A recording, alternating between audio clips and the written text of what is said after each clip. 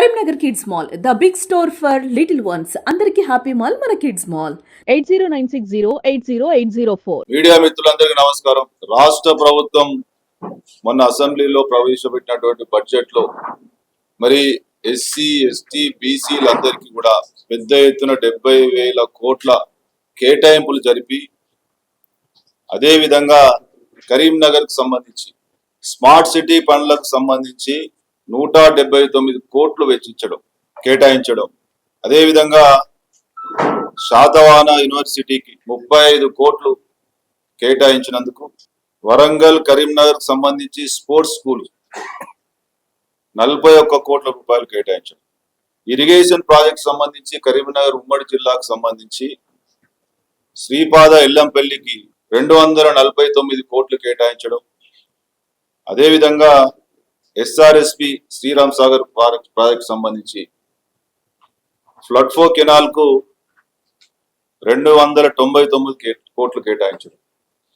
ఇవన్నీ కూడా కరీంనగర్ ఉమ్మడి జిల్లాకు సంబంధించి కరీంనగర్ కు సంబంధించి ప్రత్యేక శ్రద్ధతో మరి మేమంతా కూడా ముఖ్యంగా ఉమ్మడి జిల్లా మంత్రివర్యులు శ్రీధర్ బాబు గారు కావచ్చు, మా ఇన్ఛార్జ్ మంత్రివర్యులు ఉత్తమ్ కుమార్ రెడ్డి గారు, అదేవిధంగా రాష్ట్ర మంత్రివర్యులు పొన్నం ప్రభాకర్ గారుతో పాటు శాసనసభ్యులు అందరూ కూడా నాలాంటి చైర్మన్ అందరం కూడా కరీంనగర్ జిల్లాకు సంబంధించి కేటాయింపుల విషయంలో ప్రత్యేక శ్రద్ధ వహించడం వల్ల ఇవన్నీ సాధ్యమై. కానీ నిన్న శాసనసభ్యుడు గంగుల కమలాకర్ కరీంనగర్ కు మొండి చేయని, మానేరు రివర్ ఫ్రంట్ కు మాత్రమే కేటాయిస్తేనే కేటాయించినట్టు, ఇక మిగతా కేటాయింపులే కానట్టు తప్పుదోవ పట్టించే ప్రయత్నం చేసి మానేర్ రివర్ ఫ్రంట్ కు సంబంధించి గతంలో కేటాయించినటువంటి పనులకు సంబంధించి కొంత జాప్యం జరగడం వల్ల ఆ పనులే ఇంకా పూర్తి కాలేదు. గతంలో కేటాయించినటువంటి పనులు ఇంకా పూర్తి కాకపోవడం వల్ల ఆ పనులు పూర్తయిన తర్వాత ఇద్దామనే ఉద్దేశంతో దాన్ని కేటాయించారు. అంత మాత్రాన ఇవన్నిటిని కూడా దాచిపెట్టి వాస్తవాలు మాట్లాడే ఒక ప్రజాప్రతినిధిగా కరీంనగర్ ఎమ్మెల్యేగా ప్రాతినిధ్యం వహిస్తున్నప్పుడు వాస్తవాలు చెప్పుకుంటూ ఇంకా గిదినికి రావాల్సి ఉండే అని మాట్లాడితే అర్థం ఉంటుంది. ఇవన్నీ శాసనసభలో ఉన్నావు, శాసనసభలో బడ్జెట్ ప్రవేశపెట్టినప్పుడు నీకు ప్రతి కాపీ ఇచ్చిండ్రు, మరి దేని కేటాయింపు జరిగింది అనేటువంటి వాస్తవం నీకు అన్ని తెలిసి ఉండి కూడా ప్రజలను తప్పుదోవ పట్టించే ప్రయత్నం చేయొద్దు. ఇంకొకసారి ఇట్లాంటి ప్రయత్నాలు మానుకోమని సిద్ధం పలుకుతాం.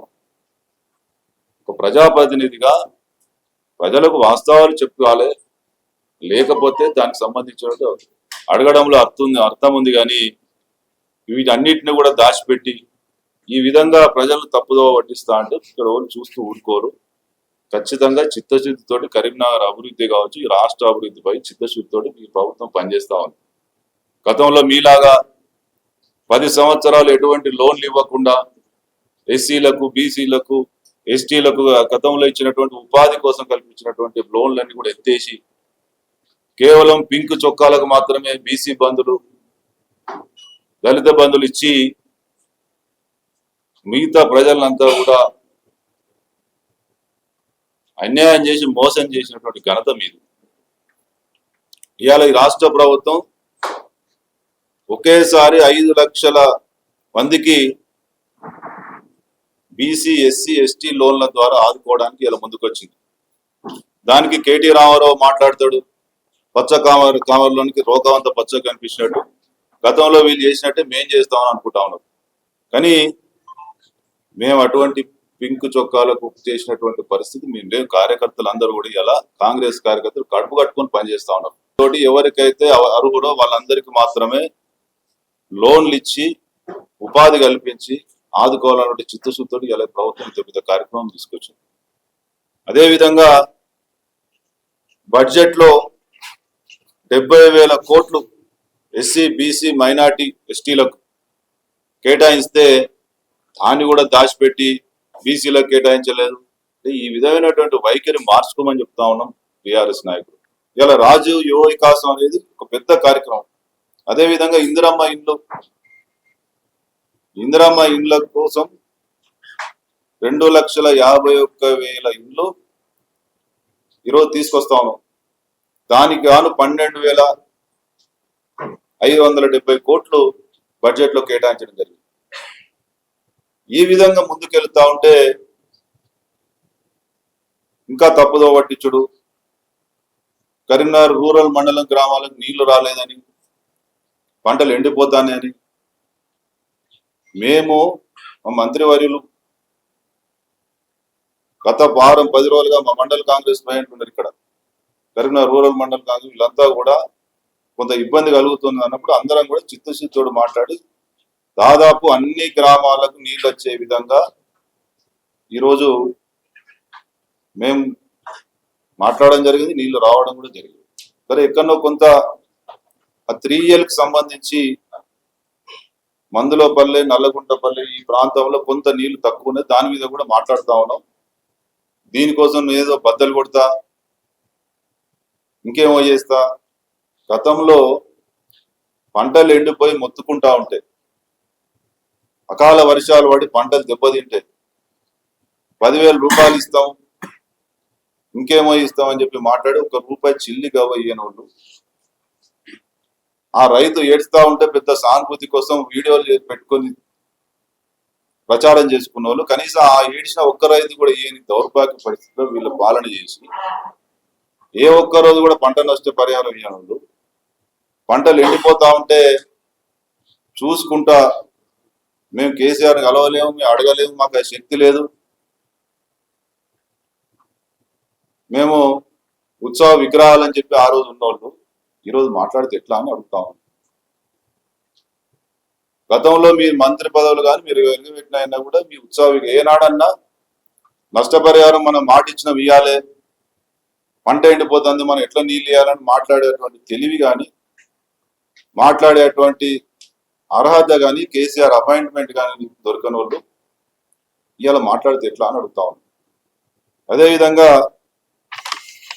మా మంత్రివర్యులు ఇలా చిత్తశుద్ధితోటి మా ఉత్తమ్ కుమార్ రెడ్డి గారు కావచ్చు, శ్రీధర్ బాబు గారు కావచ్చు, పొన్నం ప్రభాకర్ గారు కావచ్చు, కరీంనగర్ కు సంబంధించినటువంటి ఏ సమస్య వచ్చినా కరీంనగర్ అభివృద్ధి విషయంలో చిత్తశుద్ధితో ఉన్నాం, మీకు ఎటువంటి అనుమానం అవసరం లేదు. తప్పకుండా కరీంనగర్ అభివృద్ధి విషయంలో కావచ్చు, ఈ రాష్ట్రం విషయంలో ఈ రాష్ట్ర ప్రభుత్వం రేవంత్ రెడ్డి గారి నాయకత్వంలో అన్ని రంగాలలో అన్ని వర్గాలను ఆదుకోవడానికి చిత్తశుద్ధితో పనిచేస్తా ఉంది. ఇక మాకు భవిష్యత్తులో ఈ మాత్రం మాట్లాడకపోతే అసలు మా పార్టీ మేమే కనుమరుగయ్యే పరిస్థితి ఉంది అని చెప్పి మాట్లాడడానికి కోసం మాట్లాడు తప్ప ఇక్కడ మీరు మాట్లాడిందంటే దేంట్లో కూడా వాస్తవం లేదు. మీ ఆందోళన పడాల్సిన అవసరం లేదు. గంగల కమలాకర్ గురించి చెప్తాం. మీరు చేసిన పనుల వల్ల, మీరు చేసిన 7 లక్షల కోట్ల అప్పు వల్ల, మీరు కాళేశ్వరం ప్రాజెక్టు పైసలు పెట్టి అది కూలిపోవడం వల్ల, గతంలో మిషన్ భగీరథ, మిషన్ కాకతీయ పేరు మీద మిషన్లతో డబ్బులు లెక్క పెట్టుకునే అంత డబ్బు సంపాదించుకొని ఇవాళ మీరు చేసిన ఘనకార్యం వల్ల ఈ రాష్ట్ర ప్రభుత్వం ఇబ్బందులు పడే పరిస్థితి వచ్చింది. మీ వల్ల ప్రజల ఆందోళన పడతా ఉన్నారు, మీరు చేసిన శర్వాకం వల్ల. కాబట్టి మీరేదో ఆందోళన ప్రజల గురించి వాడాల్సిన అవసరం లేదని చెప్తా ఉంది. మీకు నిజంగా ఈ ప్రజల మీద కానీ ఈ రాష్ట్ర ప్రభుత్వ బడ్జెట్ మీద ఏమాత్రం చిత్తశుద్ధి ఉన్నా వాస్తవాలు ఒప్పుకోమని చెప్తాం. గతంలో మేము చేసిన పొరపాటు, గతంలో మేము ఇష్టారాజ్యంగా పెట్టినటువంటి ఖర్చు, మా అవినీతి భాగవతం వల్ల ఈరోజు రాష్ట్ర ప్రజలు ఇబ్బంది పడుతున్నారనే విషయాన్ని ఒప్పుకుంటే దాంట్లో కొంత మీకు సానుభూతి లభిస్తుంది. ఇవాళ రాష్ట్రాన్ని అప్పుల ఊబిలోకి నెట్టినటువంటి ఘనత మీది. ఆనాడు మంత్రివర్గంలోనూ ఏ ఒక్కరు నోరు తెరవకపోవడం వల్ల కేసీఆర్ అనే కుటుంబం ఇవాళ రాష్ట్రాన్ని దివాలా తీసి ఒక్క కుటుంబం లక్షల కోట్లు ఎక్కడో అక్కడ దండుకున్నారు. ఇలా స్మార్ట్ సిటీ పనుల్లో అవినీతి భాగవతానికి మీకు బాధ్యత లేదా? ఇలా మాట్లాడుతూ ఉన్నారు, డ్యామ్ ఎండిపోయిందని మాట్లాడుతున్నారు. గతంలో మేము డిస్ట్రిబ్యూటర్లు కూడా నీళ్లు అందకపోతే, బూస్టర్లకు నీళ్లు అందకపోతే, బూస్టర్ల దగ్గర కూడా నీళ్లు రాకపోతే మేము ధర్నాలు చేసాం. ఇలా ఆ పరిస్థితి మీకు కల్పియం. మేము తప్పకుండా కరీంనగర్ ప్రజలకు తాగునీటి విషయంలో కానీ సాగునీటి విషయంలో కానీ ఎక్కడ కూడా ఇబ్బందులు పడకుండా చూసే బాధ్యత ఈ రాష్ట్ర ప్రభుత్వం మేము తప్పకుండా తీసుకుంటాం. మేము ఆందోళన పడాల్సింది ప్రజలంతా కూడా మీరు గతంలో చేసిన శర్వాకం వల్ల ఇలా ఆందోళన జరుగుతూ ఉంది. గతంలో మీ దోపిడీ వల్ల 10 సంవత్సరాల మీ దోపిడీ వల్ల ఈ రోజు ప్రజలు ఇబ్బంది పడుతూ ఉన్నారు.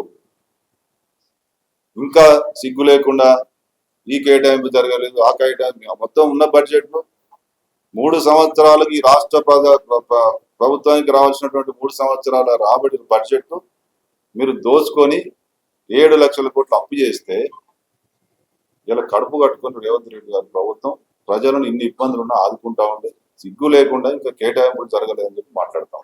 ఏడుకెళ్ళి కేటాయింపులు ఇంత పరిస్థితి ఉన్నా కూడా ఇప్పటికీ ఇన్ని రకాల కేటాయింపులు జరపడం జరిగింది.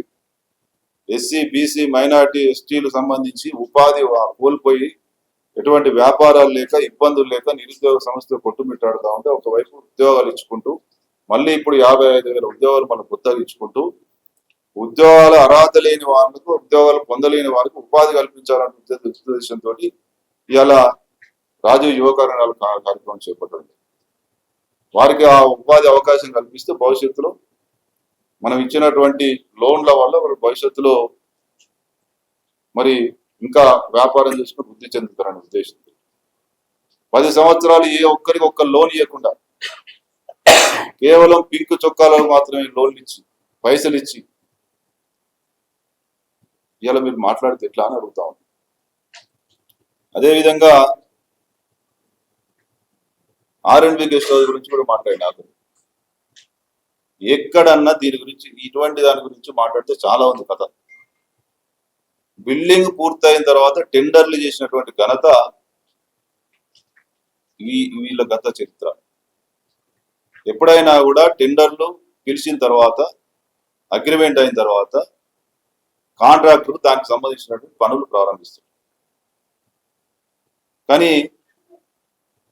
4.5 కోట్ల టెండర్లు విడిచి 13 కోట్లు మిగతా 4.5 కోట్లు కాకుండా మిగతా అంతా కూడా మేము పూర్తి చేసినామని అనిపించుకొని బిల్డింగ్ పూర్తయిన తర్వాత టెండర్లు చేసినాడు ఘనత వీళ్ళది. ఎక్కడ కూడా చరిత్రలో ఉన్నది. టెండర్ అయిన తర్వాత బిల్డింగ్ కడతారు, బిల్డింగ్ కట్టినాక టెండర్లు చేసారు. దాన్ని ఏ విధంగా కాపాడుకోవాలో మాకు తెలుసు, మీరు మాకు చెప్పాల్సిన అవసరం లేదు. ఇవాళ కూడా 8 మంది పనిచేస్తా ఉన్నారు. కాబట్టి ఇటువంటి తప్పుడు మాటలు, తప్పుడు ప్రచారాలు ఇంకొకసారి మానుకోమని చెప్తా ఉన్నాం. మీరు చేసిన ఘనత కేబుల్ బ్రిడ్జికి సంబంధించి అప్రోచ్ రోడ్ కుంగిపోయింది. ఆ రోజులో మేము ధర్నా చేసాం. అదేవిధంగా నెల రోజులకు అదేవిధంగా కేబుల్ బ్రిడ్జికి సంబంధించి కేవలం లైటింగ్ కు 6 కోట్ల రూపాయల టెండర్లు పిలిచి 6 కోట్ల రూపాయల వర్కులు చేపించిన బిల్లు పేమెంట్ చేసి కనీసం 6 కోట్ల రూపాయల టెండర్లకు సంబంధించి ఆ లైటింగ్, కేవలం లైటింగ్కే, కేబుల్ బ్రిడ్జి కాదు, కేబుల్ బ్రిడ్జి 200 కోట్ల పైచి లైటింగ్ కోసమే కేవలం డైనమిక్ లైటింగ్స్ అని చెప్పి 6 కోట్ల రూపాయలు కేటాయించి దాన్ని కాపాడుకోవడం కోసం కనీసం మరి ఏ విధంగా దాన్ని టెండర్లలో పొందుపరచాలా అన్నటువంటి ఆలోచన లేకుండా ఇలా 6 కోట్ల రూపాయలు వృధా చేసినటువంటి ఘనత వీళ్ళది. దాన్ని ఎక్కడికక్కడ దానికి సెక్యూరిటీ లేక, దాని బాధ్యత ఎవరికి అప్పయ్యప్పక ఇలా దాన్ని మొత్తం ఎక్కడెక్కడ కోసుకపోయి ఎత్తుకపోతే ఇలా వృధా అయినటువంటి పరిస్థితి. దానికి ఎవరు బాధ్యత? మేమా? ఒక వస్తువు, ఒక బాధ్యత అయినటువంటి ప్రభుత్వం అయినటువంటి ప్రజల సొమ్ముతోటి చేసేటువంటి కార్యక్రమాన్ని దాన్ని ఏ విధంగా రూపకల్పన చేయాలి, దాన్ని ఏ విధంగా 10 రోజులు కాపాడుకోవాలనేటువంటి ఆలోచన లేకుండా మీ ఇష్టారాధనంగా ఆ రోజు ఎన్నికలు ఉన్నాయి, ఎలిగియాలి, ఏదో బ్రహ్మాండం అద్భుతం జరిగిపోయినట్టు చూపించాలనేటువంటి పనులు చేసి ఇలా స్మార్ట్ ఈ ఐలాండ్స్ పరిస్థితి ఏంటి? కోట్ల రూపాయలు ఐలాండ్స్ కేటాయించి ఇలా ఒక్క కాడ కూడా మరి అవన్నీ కూడా డ్యామేజ్ అయితే దానికి ఓడిపోతుంది.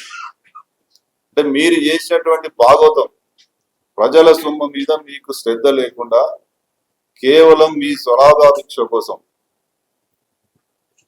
ఇక్కడ నుంచి రాష్ట్రం ఈ కేసీఆర్ దాకా ఇక్కడ అక్కడ అందుకున్నది దోచుకున్న వల్ల ఇవాళ ఈ దుస్థితి ఏర్పడింది.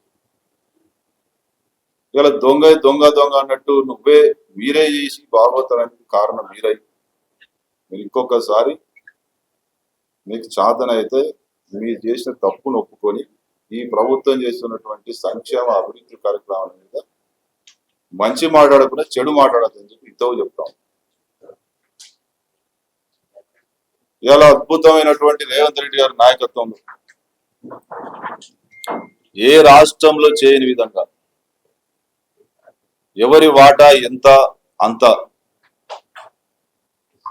మరి ఎవరి వాటా 40 బీసీ యొక్క పాపులేషన్ ప్రకారం వారి యొక్క వాటాకు రిజర్వేషన్లు కానీ ఉద్యోగాల్లో కానీ అన్నిట్లలో వాటా పొందాలనేటువంటి చిత్తశుద్ధితోటి ఏ రాష్ట్రంలో లేని విధంగా ఈ రాష్ట్రంలో రాహుల్ గాంధీ గారి ఆదేశాల మేరకు రేవంత్ రెడ్డి గారి ప్రభుత్వం చిత్తశుద్ధితోటి ఈరోజు బీసీ యొక్క రిజర్వేషన్ చట్టబద్ధత కల్పించినటువంటి ఘనత ఈ ప్రభుత్వానికి. ఇక నువ్వు బీసీల గురించి మాట్లాడితే అట్లా 10 సంవత్సరాలు దయచేసి బీసీ లోన్లకు సంబంధించి ఎడ్యుకేషన్ లోన్లకు సంబంధించి 10 సంవత్సరాలలో బీసీ మంత్రిగా నువ్వు 5 సంవత్సరాలు ఉన్నట్టున్నావు. ఎడ్యుకేషన్ లోన్ ఎవరికన్నా మీకు సంబంధించినటువంటి పింక్ చొక్కాలకు తప్ప వేరే ఎడ్యుకేషన్ లోన్ ఎవరికన్నా ఇచ్చిన ఘనత ఉందా మీకు? అదేవిధంగా కొన్ని సంవత్సరాల చుట్టూ నానుతున్నటువంటి ఎస్సీ వర్గీకరణ చేసినటువంటి ఘనత ఈ రాష్ట్ర ప్రభుత్వానికి. కాబట్టి కరీంనగర్ కు సంబంధించి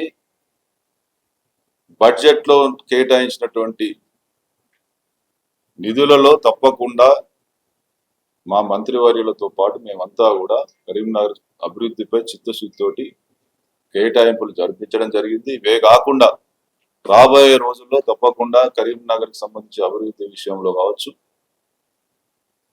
ఇంకేమన్నా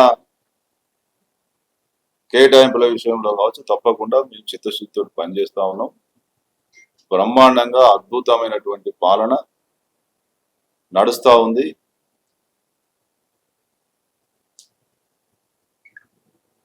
రాబోయే రోజుల్లో తప్పకుండా కరీంనగర్ అభివృద్ధికి చిత్తశుద్ధితో పనిచేస్తాం అనేటువంటి అనుమానం తెలియజేస్తాం. నేను కూడా వినగాడికి రమ్మనా గంగుల కమలాకర్ గారు కొబ్బరికాయలు బట్టి ఇలా ప్రారంభించినటువంటి పనులు ఏవైతున్నాయో దానికి ఓలియాల పైసలు మళ్ళీ రాష్ట్ర ప్రభుత్వం నువ్వే పోయి ఓపెనింగ్ చేస్తావు, నువ్వే కొబ్బరికాయ కొడుతూ మన నిధులు ఇస్తలేవు అంటే నువ్వు ప్రారంభించినటువంటి పనులకు పైసలు ఓలియాలి, మరి సొంతం జేబులోకి పెట్టుకుంటాడు ఆయన. ఈ రాష్ట్ర ప్రభుత్వం ఇచ్చే పైసలు ఇస్తేనే కదా నువ్వు ప్రారంభించిన పనులు జరిగేది. నువ్వు ప్రారంభిస్తున్నావు అంటేనే అభివృద్ధి జరుగుతుందని అర్థం దానికి. నువ్వు ప్రారంభించిన పనులకి రాష్ట్ర ప్రభుత్వం ఇస్తేనే కదా పనులు జరిగేది.